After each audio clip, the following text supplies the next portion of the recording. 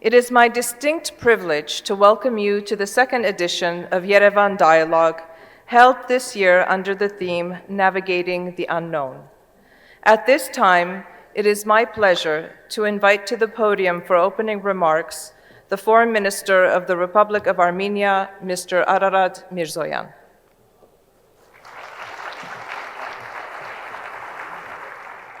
Honorable Mr. President of the Republic of Armenia, Honorable Mr. Prime Minister, Honorable President of the National Assembly, dear ministers, excellencies, deputies, distinguished guests. It is with great honor that I welcome you to Yerevan for the second edition of the Yerevan Dialogue. We are deeply proud to host you in our capital for a forum that aspires to be more than a conference, a platform for reflection, cooperation, and foresight. You just watched on the screen how we portrayed some recent world-changing developments under the title Navigating the Unknown only 2 weeks ago. It is obvious how much of an update is needed in just 2 weeks, how many new significant events happened, and it is still unknown how these events will unfold tomorrow. While we witnessed certain positive and encouraging developments, we also observed how many deals were or were not agreed upon. It is still unknown how many hybrid attacks were carried out in just 14 days, how many homes were destroyed due to the ongoing conflicts, and how many lives were lost. This year's theme, Navigating the Unknown, speaks directly to the spirit of our time. The world is undergoing seismic changes in its geopolitics, its economies, its technologies, its climate. Nations are losing their compass in the current turmoil. And only one thing is certain about those changes. We all know that the path shaped by these changes and the final destination still remain a huge unknown. Over the past few years, we have been talking a lot about uncertainties, unusual phenomena and developments in the world, things that no one could believe would happen after World War II. The foundations of once established international order are under strain. Principles of international law, among others territorial integrity and inviolability of the borders, once held as sacred, have lost their weight. They seem now to be just beautiful words, coined in declarations and charters, very often useless. Alliances are losing their coherence, once unshakable bonds are shattering. Interests of former adversaries unexpectedly are getting closer, leaving the treaty-bound allies vulnerable and changing the mosaic. International consensus is fraying and rising geopolitical tensions. Rhetoric involving nuclear threats has re-emerged in global discourse, bringing back some of the deepest fears of the last century. The European Union, born as a regional economic integration community, but primarily as a peace project, is now considering a plan to rearm Europe, aiming at significant increase of defense budget. We are witnessing deep wounds of humanitarian crisis, where famine grips communities, supply chains are disrupted, and the shadows of terrorism, hate speech, and intolerance threaten the very fabric of human dignity and coexistence. Ethnic cleansing is not a distant horror. It is happening before our eyes. And we have seen it firsthand at our borders. The suffering in Ukraine and Gaza is not isolated. It also reflects broader systemic failures. What was once a phantom of a hybrid war now has become an undeniable reality. Disinformation and fake news become weapons capable of damaging the very fundamentals of democracy. Trade wars are intensifying, fueled by imposition of unprecedented tariffs. The race for mastering artificial intelligence increasingly leaves the ethical aspect behind, eliminating safeguards and bypassing oversight, thus deepening the unease over the unpredictable future. The search for new energy sources is accelerating with the potential to reshape the global economy and the daily lives of millions. The climate no longer follows familiar patterns, melting one year, freezing the next. So humanity is facing a great unknown. Understandably, this creates an impression of chaos and provokes a sense of panic among individuals, among families, among nations. But this is not the first time we are passing through the unknown. Just recently, in the days of COVID-19 pandemic, the scale and fear of human loss surged dramatically and suddenly, transforming everything from interpersonal relationships and livelihoods to work structures and even the way we think. No one knew what the post-pandemic world would look like, yet the history reminds us that the world has faced such severe epidemics also before, on different scales and in different information age. The Black Death and the Spanish flu, to mention a few. The two world wars, despite their catastrophic human cost, stimulated technological innovations that revolutionized medicine, communication, and transportation. Today, artificial intelligence, which is transforming industries, eliminating professions, and redefining the nature of work itself, reminds us of the times of the Industrial Revolution, when the first manufacturing techniques appeared. Nowadays, a simple fact that the Earth revolves around the sun was once a tremendous discovery, which challenged the whole worldview. This unknown was so unbelievable and frightening that one of the proponents of this theory, Giordano Bruno, was even burned at the stake. The discovery of new continents and territories, such as Americas, revealed yet another dimension of the unknown, reshaping global consciousness. From the explorers who crossed uncharted oceans to our earliest ancestors who went beyond familiar hunting grounds, humanity has always stood at the age of uncertainty. Our exploration of the unknown stretches back to early Homo sapiens, who by chance unlocked the power of a very dangerous unknown, the fire. So this is not the end of the world. And if some people think we are facing the end of the world or describe our current reality as such, then perhaps this is simply one of the many ends of the world that we have survived before. Humanity has consistently demonstrated what Nassim Nicholas Taleb calls anti-fragility. We do not merely survive stress tests, we emerge stronger. The resilient resists shocks and stays the same. The anti-fragile gets better. That's even the case on a personal level.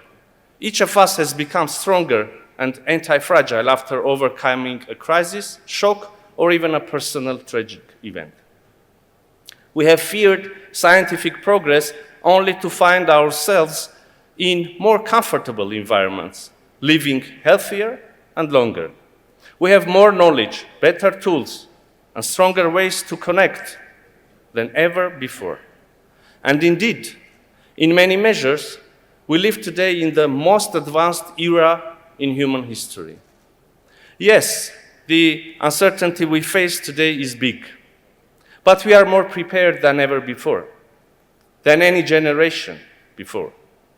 Moreover, tectonic changes also bring up opportunities for progressive development if we are smart and wise enough to illuminate the path forward and navigate the unknown.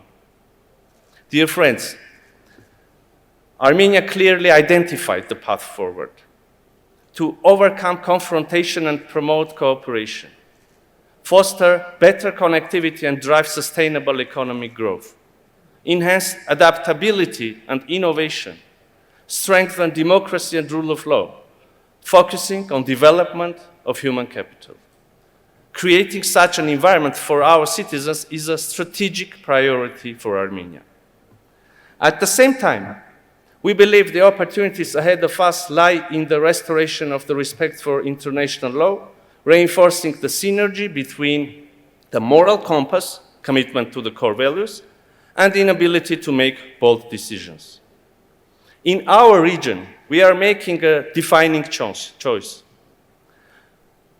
To build a future shaped not by the grievances of the past, but by a vision full of optimism and hope, anchored on real opportunities. The history is known. It cannot be forgotten. It cannot be rewritten, including through false narratives some may seek to promote. While the scars remain and healing is ongoing, we shall move ahead towards a better future. Yet we know that peace is not an easy achievement. It is a continuous process driven by courageous diplomacy, mutual understanding, and trust building. Armenia's vision is clear: normalization of relations with two of our neighbors, with full respect of each other's sovereignty and territorial integrity, unequivocal rejection of territorial claims by any party, and deepening traditionally friendly relations with the others. As we navigate an evolving geopolitical landscape, Armenia remains steadfast in strengthening its partnerships beyond the region. We have established solid and strategic partnerships from the United States, across Europe, and into Asia. At the same time, we have actively promoted enhanced broader connectivity, recognizing our country's unique position at a true crossroads of civilizations and trade. We are equally committed to contributing to global efforts in addressing common challenges. Armenia's successful bid to host COP17 on biodiversity in Yerevan, along with the recently announced European Political Community Summit in spring 2026, reflect our growing responsibility and engagement on the international stage.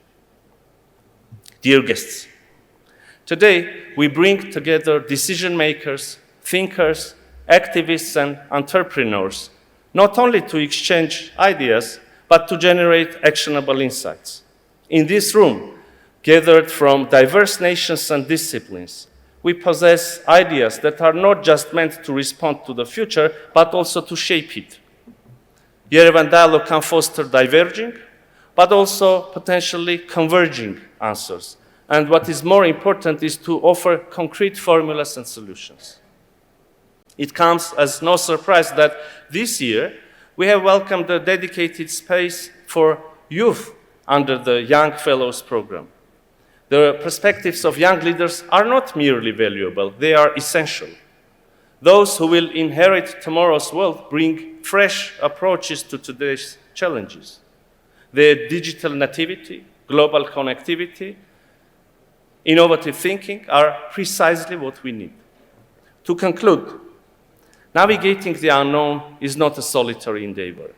It is a shared journey. Armenia extends its hand to all who are ready to walk this path with integrity, imagination, and a common vision of a world that embraces inclusion over isolation, wisdom over ignorance, and cooperation over confrontation. Wishing us all thoughtful and impactful conversations throughout these 2 days. Thank you.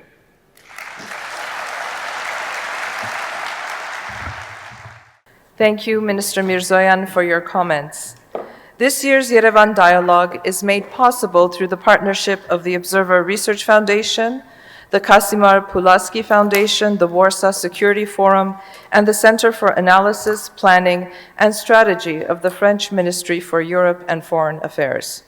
We express our gratitude for their commitment to fostering meaningful and constructive dialogue at a time when clarity and cooperation are more vital than ever.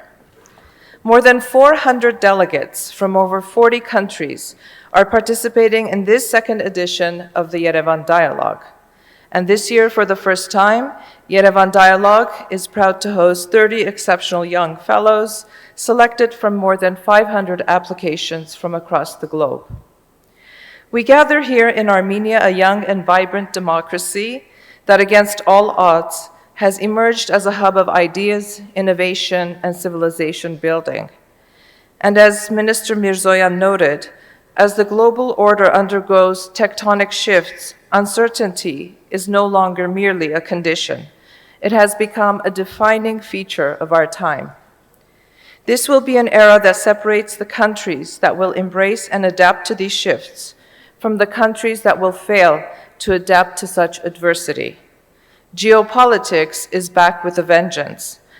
As tensions are intensifying, economic uncertainties are increasing, and technological advancements, particularly in artificial intelligence, are reshaping societies in unpredictable ways. We are entering a paradoxical world where innovation and advancement meets uncertainty and instability. Power politics is now in fashion. Will resiliency be its antidote? Amid these global challenges, Armenia finds itself navigating a complex landscape of regional fracture, geopolitical instability, and an adverse security environment. And in this context, Yerevan Dialogue serves as a crucial platform for open and inclusive discussions on the pressing issues of our time.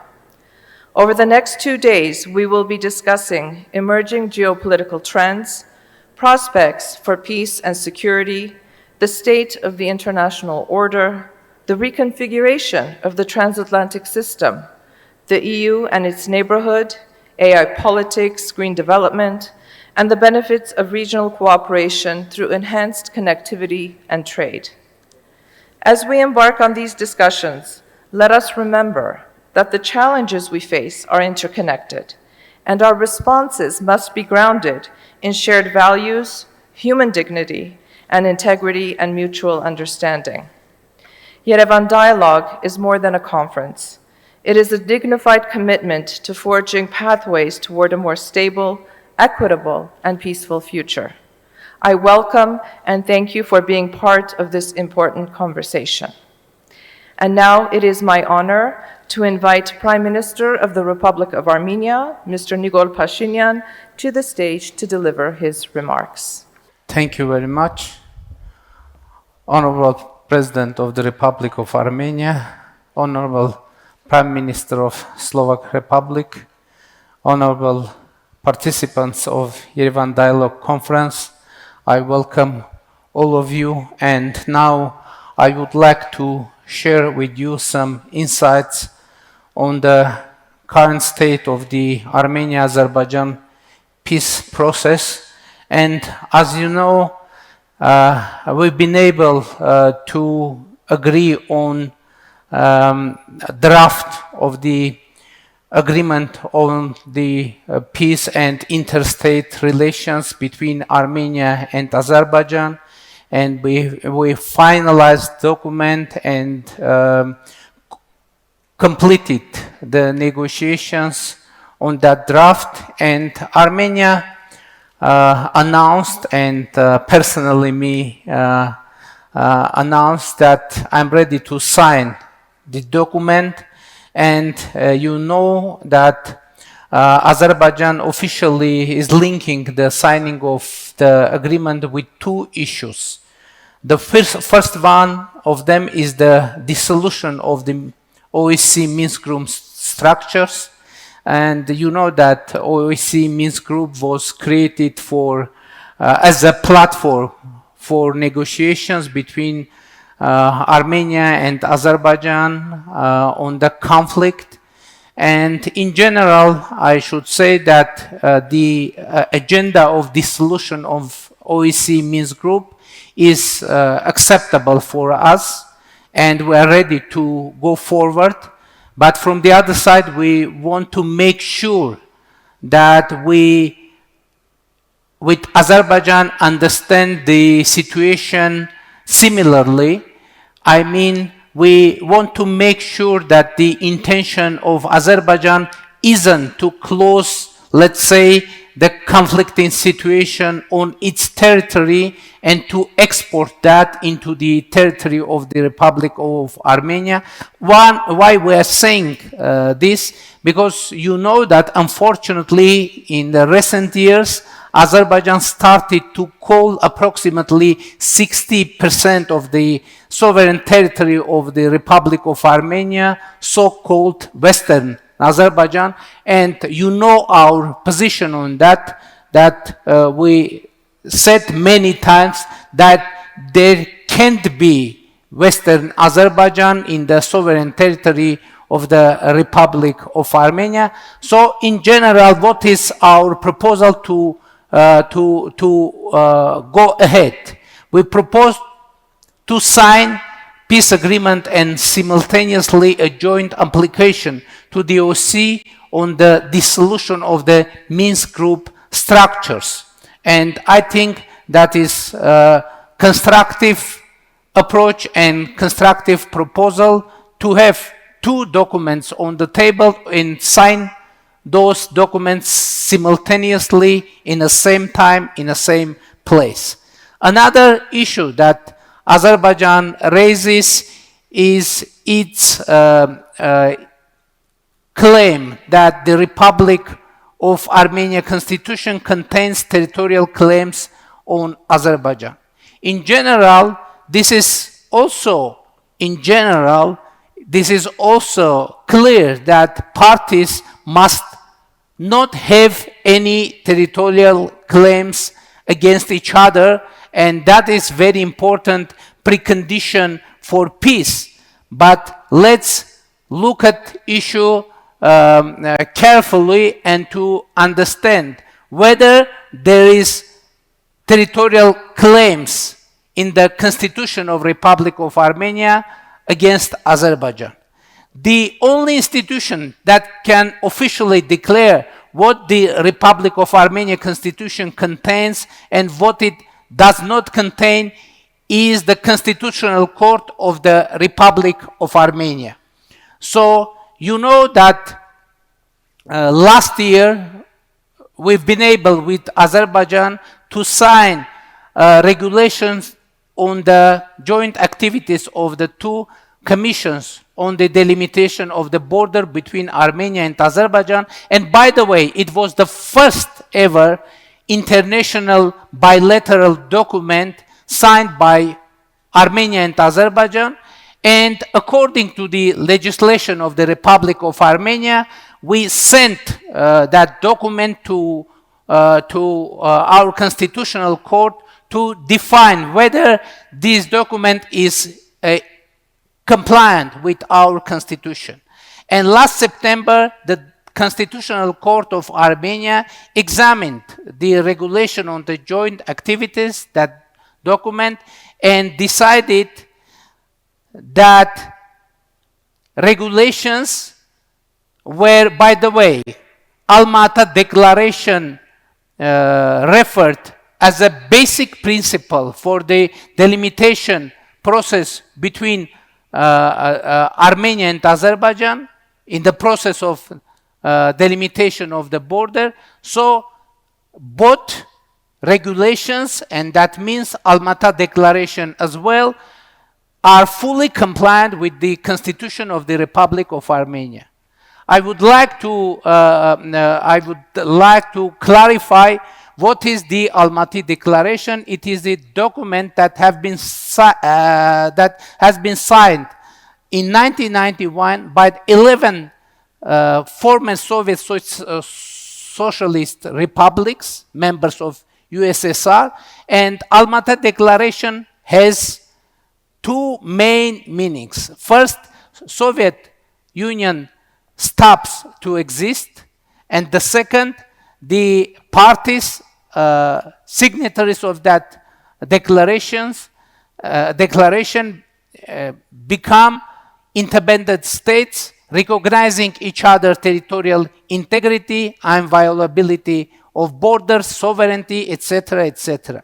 So, according to our Constitutional Court, Alma-Ata Declaration is in full compliance with the Constitution of Republic of Armenia, which means that there is no territorial claim in the Constitution of Armenia on any neighbor, because the Almaty Declaration means that the territory of independent Armenia and that of independent Azerbaijan are identical to the territories of Soviet Armenia and Soviet Azerbaijan, respectively.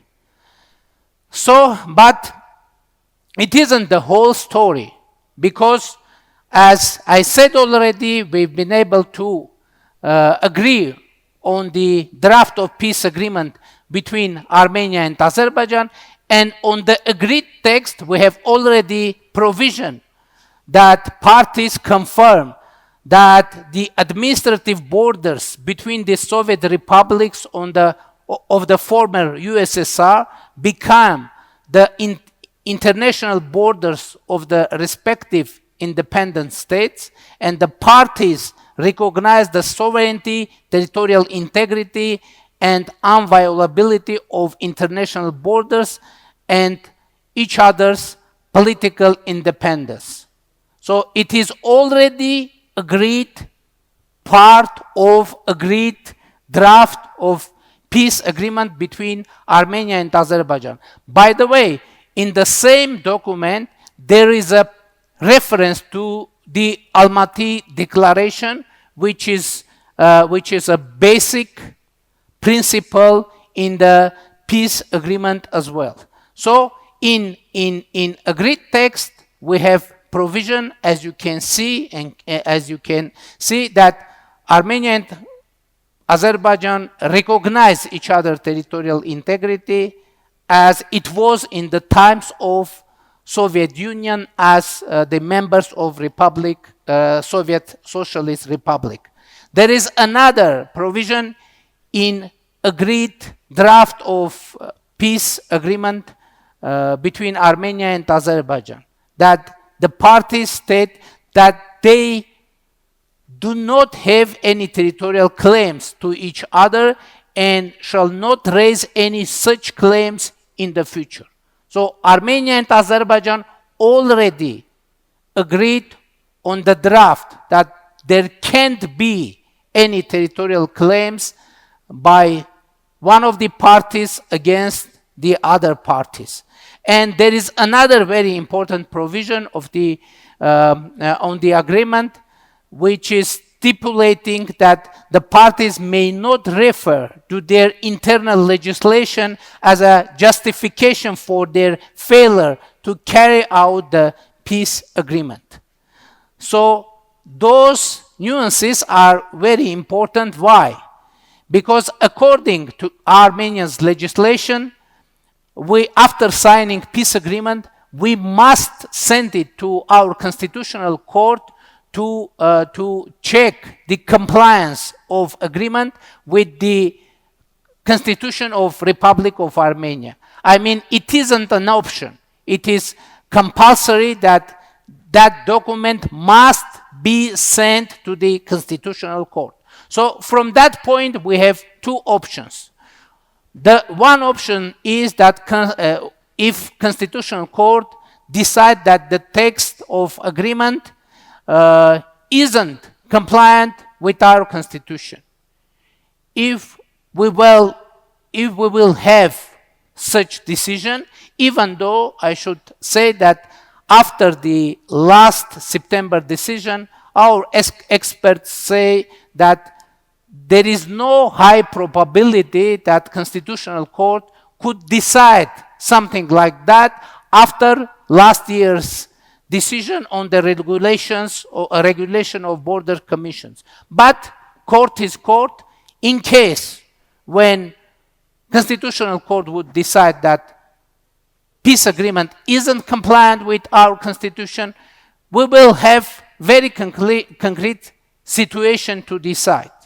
In that case, to be honest, what would be the position of the government of Armenia? And personally, my position, I would initiate constitutional changes, because this peace process and peace agreement must not be missed, and we will try and we will persuade our society to make that amendment for reaching sustainable and long-lasting peace. But in case when Constitutional Court would decide that the agreement is in full compliance with the Constitution of Republic of Armenia, in that case we will have no obstacle to send that document to our parliament for ratification. And when ratified, that document will acquire a highest legal force in Armenia, according to the paragraph 3 of Article 5 of the Constitution of the Republic of Armenia, which states, in case of conflict between the norms of international treaties ratified by the Republic of Armenia and those of Armenian laws, the norms of international treaties shall apply. So that means that in case that after the moment of ratification and after the ending into force, when President will sign the law about ratification, peace agreement between Armenia and Azerbaijan will have supreme legal force in the Republic of Armenia. So that is very important nuance, because it means that the peace agreement will solve all the concerns that Azerbaijan may have and now has. So it is obvious that the way to address the issues raised by Azerbaijan is to sign the agreement rather than not to sign it. I would like to clarify one more time. There is no any chance not to delivering the concerns of Azerbaijan in case when the peace agreement will sign. It is 100% that all concerns will be addressed. So for addressing those concerns, the peace agreement should be signed. And that is our main point, especially taking into account that we see that in the constitution of Azerbaijan, there are some territorial claims against Armenia. But we didn't raise separately that issue because we saw that in the agreed draft, it will be addressed. So that is our point, that in general, frankly speaking, there are two versions on the issues raised by Azerbaijan. Some experts say that it is just pretext for Azerbaijan to postpone the signing of the peace agreement, but position of the government of Armenia is the following. We are trying to taking into account that the concerns of Azerbaijan are sincere, and we are looking to see whether the roadmap we are proposing addressing the concerns of Azerbaijan, and I think I've been able to make it obvious that it is doing that. The signing of peace agreement, addressing, delivering all the possible issues, both of Armenia and Azerbaijan. So my position and my call and in this situation is that we need to concentrate on signing of peace agreement, and I reconfirm that personally me and our government our political team is ready to go ahead and to take its share of responsibility for having lasting and sustainable peace in our region. But I would like to say that so far we've been able to achieve something with Azerbaijan, and last year we've been able to delimit it and demarcate it around 12.7 kilometers of the shared borders, and I would like to show you what it is looks like. Now it is the border, delimited and demarcated border of the Republic of Armenia, and we have some pieces of our border with full 100% peace and, let's say, with the security guarantees. Another very important project for the regional peace and prosperity is our project with the very important name of Crossroads of Peace. In the framework of this project, Armenia proposed a concrete solutions for the opening of regional connectivity for bilateral, international, and transit movement, and the Crossroads of Peace project is based on the several very important principles, that is territorial integrity, sovereignty, jurisdiction of the countries through which the roads are passing, and reciprocity, also another very important principle for this project. And you can see that it is actually a very important project for overcoming the global supply chain crisis, because when our roads with Azerbaijan and with Turkey will be open, it will open another opportunities for connectivity between East and West, North and South. And now those roads that you are seeing are our proposal, and we propose very concretely to make decisions and go ahead. But unfortunately, we see some hesitations of Azerbaijan, and of course, we very actively we are discussing potential solutions, and Armenia is concentrated how it is possible to make progress, to propose concrete solutions, and we proposed concrete ways to overcoming of hesitations of the Republic of Azerbaijan. And Armenia is ready, we are ready to organize cargo transportation from western parts of Azerbaijan to Nakhichevan through Armenia.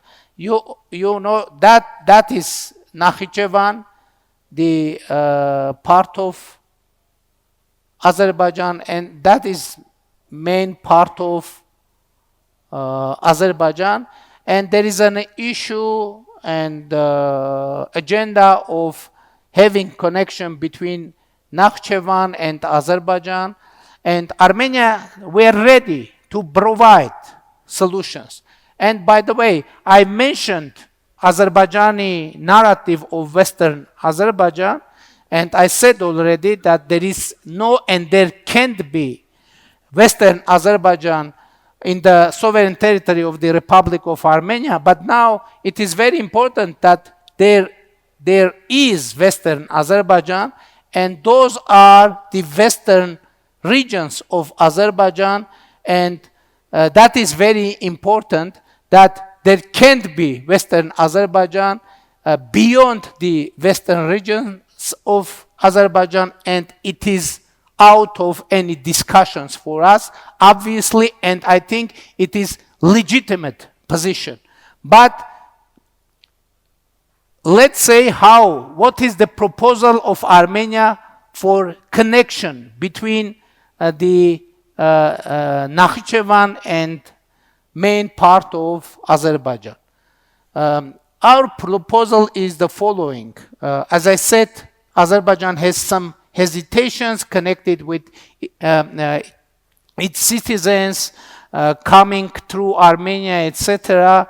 And we said that we have no any hesitations, and we're ready to provide some services. And our idea is that Armenian locomotives could pass controls of Armenia and Azerbaijan, and to take trains from Azerbaijan, passing back the passport control, custom control, and to carry it to the Nakhichevan, I mean cargo train, and to live there. So, and in opposite way. So it is very important that now Armenia has concrete proposal to provide this, because sometimes some international partners are creating that impression that Armenia isn't willing to open connectivity for Azerbaijan and Nakhichevan, for connection from Azerbaijan to Nakhichevan and to the other way. But for us, it is very important to see that in the context of the regional connectivity. You spotted that mentioned reciprocity, and for us, it's very important to have similar connection we are saying like that, from Azerbaijan to Azerbaijan through territory of Armenia, and from Armenia to Armenia through territory of Azerbaijan, and with the respect of sovereignty, territorial integrity, jurisdiction of the countries. And this proposal is official. This proposal is on the table, and anytime Azerbaijan is agree, we are ready to enter into the stage of implementation of this process. Ladies and gentlemen, as you saw, I hope I've been able to share those insights with you, that we have concrete proposals to have progress and to achieve to lasting and sustainable peace in our region. And I reiterate that peace, sustainable and lasting peace between Armenia and Azerbaijan is not only possible, but it is within the reach. And we are determined, we are devoted to the peace agenda, and we are ready to continue consultations with Azerbaijan how to get to the point of signing of peace agreement and other documents as well, which will dramatically and totally change the situation and destiny of the peoples of our region. And of course, we will be adhered to that agenda and make everything that is dependent from us, of course, with the respect of the principles I mentioned already. And my belief is, ladies and gentlemen, that despite all the arguments, all the provocations, etc., etc., there will be no war between Armenia and Azerbaijan, and there will be peace, and that is very and very definite for me. Thank you very much.